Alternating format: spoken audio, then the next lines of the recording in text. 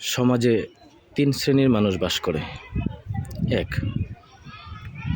যাদের সমাজটা গড়ার, সুন্দর করে সাজানোর ক্ষমতা আছে এবং সাজাতে চায় এবং সাজায়।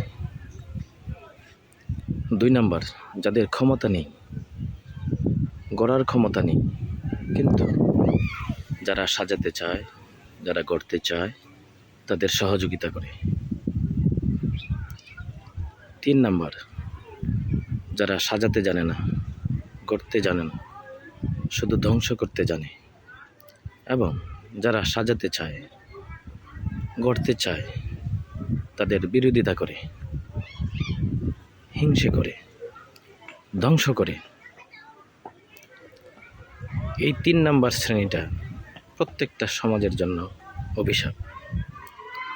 আল্লাহ তাআলা আমাদেরকে তিন নাম্বার শ্রেণী থেকে হেফাজত করুন। আমিন।